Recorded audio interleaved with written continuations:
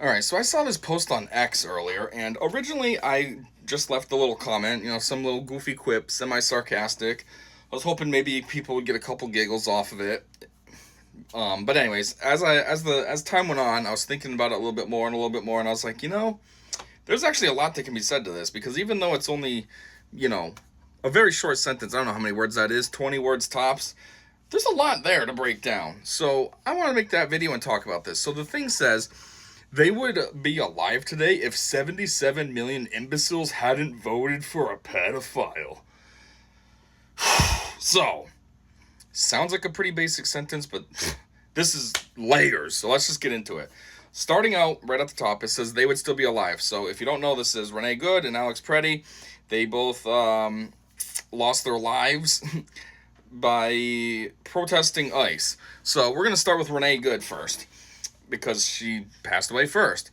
So she decided to, one day after dropping her kid off at school or whatever, daycare, she decided to go and block the street when ICE was in town trying to do their job. She parked, horizontally in the road, so her vehicle was fully blocking the street so that ICE couldn't get through and go where they needed to go. And now this went on, I think it was like 10 minutes. So then ICE agents got out of their vehicle and approached her vehicle to try to, resolve the situation. And she was obviously very uncooperative, which then led to them trying to escalate things a little bit. They were going to try to take her out of her car, probably arrest her or something for whatever the word is I'm looking for, infraction, no, impeding, for impeding them doing their job. That's what I'm looking for. Anyway, and then she started to get nervous, I would assume, and started to drive off. Well, in the process of driving off, she ended up almost striking another ICE agent with her vehicle, which caused him to draw his gun in self-defense and, kind of empty it inside of her. Maybe not empty it, but, a couple rounds. Now, a lot of people on the right will say that that was attempted murder, that she was trying to hit him. I kind of think that's not the case. I think what was happening is, those other ICE agents were trying to get in her car, and she's like, oh, I gotta get out of here. That's why I say she was nervous, and then just started to, floor it. But, she wasn't paying attention because she's watching this guy at her door, and boom, she ended up going right in the line. I mean, that agent was standing right in the path that she ended up taking, and so, yeah. So it looks like she's trying to hit him, but I don't think that he was. Regardless, if she wasn't there being a troublemaker, which resulted in ICE needing to approach her in the first place, nothing would have happened. Even if in that moment she didn't go and overreact and start gunning it out of there and just accepted her fate, like, well, I've been being a problem, I guess if I get arrested, I get arrested, she'd still be alive. It's her own actions that led to where she's at. Now take this guy, Alex Preddy. He is way worse than she was because he is somebody that would regularly protest against ICE, only in over-the-top fashion and with violence. Probably, I don't know how long before it was, maybe like a week but prior to when he would lose his life, he was out protesting ICE and vandalizing their vehicles. He ended up smashing one of the taillights on one of the ICE SUVs, which resulted in, I think they arrested him then or something, I don't know, but I think there was some kind of consequence to that action. Well, anyways, then he goes back a week later or whatever it was, and again, being a little bit too rambunctious, too rowdy, and he brought a gun with him this time. So, in his second time around with, bothering ICE and not allowing them to do their job, his gun somehow was exposed. I don't think he pulled it out on them, but I think it, fell out of his pocket or something, and they saw it, and of course they get nervous, oh my god, that guy has a gun, and so, they did what they thought would be necessary to defend themselves. And so he lost his life. But again, nobody told him to bring a gun to a protest. Nobody told him to act all overly violent at a protest. Nobody told him to repeatedly go to protests and act like a fool at these things. Those were all his choices. So in a way, both of these people just committed complicated suicide. They weren't really killed per se. It's not like they were completely innocent bystanders just walking by, and ICE was out raiding somebody, and then they were like, oh, somebody's over there, let's take them out. They were actively asking for it by being an extreme nuisance to federal agents trying to do their job. Also, maybe if the media that we have didn't constantly brainwash people and tell them that, oh, Trump is bad, Trump's terrible, he's a threat to democracy, this, that, and that, oh, ICE is so bad, oh, ICE terrible, oh, look at what ICE is doing to migrants and families and children and blah, blah, blah, and just constantly have this rhetoric over and over and over again, then it wouldn't get in the heads of semi-mentally unstable individuals, leading to them to think, oh, I gotta do something about this. Trump is such a threat. ICE is so bad. I gotta do something about this. I gotta be a hero.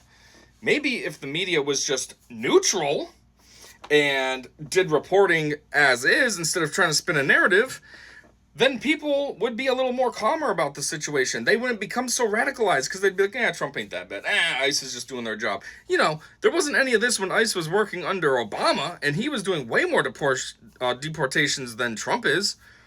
Wonder why? Oh yeah, because the media is on Obama's team, the Democrats. So of course they're not going to say anything then, so radicals don't get worked up. Look how that works. Now, the next part of this is talking about, if 77 million imbeciles didn't vote for Trump, meaning that we'd have this as our president. And I gotta say, how are people who voted for Trump the imbeciles? Like, you guys that would have voted for this make 0 sense. You're the first to cry about democracy and, oh my god, we gotta save democracy, we gotta protect democracy, boo-hoo-hoo-hoo-hoo. And yet, she was the front runner with receiving 0 votes. Nobody voted for her to replace Biden. Even when she did try to run in a primary previously, she polled terribly. She got like 2% of the vote in one of them. And then the second one she got like 10 or 11%. Both very low. She's an alcoholic who's drunk majority of the time. I mean, this is basically how she looked right after she lost the election. She put a statement out, half drunk or fully drunk, actually. Like, I don't think a president who's an alcoholic is a solid choice.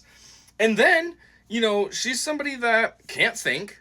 That's why she couldn't go on Joe Rogan, because it needed to be fully rigged to help her out, and Joe wasn't going to have that. She can't think. She has no policy ideas. When asked on The View, what would you do differently than Biden? She said, there's nothing I can think of. She's terrible. She had no business being the vice president, okay? She definitely has no business running the country.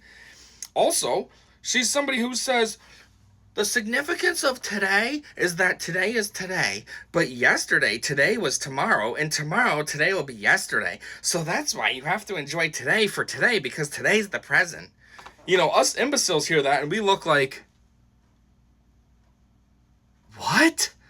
Where apparently you non-imbeciles are like, oh my god, that's so revolutionary. That's my president. So good. Like, come on, imbecile. I think anybody that wanted to vote for this is the imbecile. She had no platform other than I'm pro-abortion. That's literally her only platform. She proved she sucks at economics because she had, $1.5 billion raised and still ended up 20 million in debt? She can't speak. I love Venn diagrams. Buses are yellow. That's not an imbecile, though? Come on, let's be real. And then the last part of the thing, it said if 77 million people didn't vote for a pedophile. Okay, first off, people need to stop with that, because those are just gross claims that aren't true. Or at least not founded in anything. There's no actual evidence or anything out there that Trump is a pedophile. I mean, he's one of a select few people who actually openly opposed Epstein as well. He worked with the FBI to report him on his claims. He kicked him out of Mar-a-Lago. They did not like each other. But for some reason, Trump's the pedo, because, he's been seen hanging out with Epstein here and there. Which, from what I also understand, they're not even hanging out. They just happen to be at the same function. And because Trump was a public figure, he just took the picture. It's not like he was buddy old pal with him. But then there's this graphic, too, which just sums it all up perfectly. It says, if Trump was actually a pedo and involved with Epstein, that would mean Bill, Barack, Nancy, Chuck, Joe, and basically every major political figure just sat on that information and let him get elected twice. Yet no one ever exposed it? Make it make sense. Yeah, I mean, come on. 2021 to 2025, the Biden administration was going hard on trying to find anything to nail down on Trump. And they had to come up with their bullcrap 34 felonies. That way then they can say, he's a convicted felon. If this was the case, they would have been totally using this. That's way better than the stupid felony charges they ended up with. So,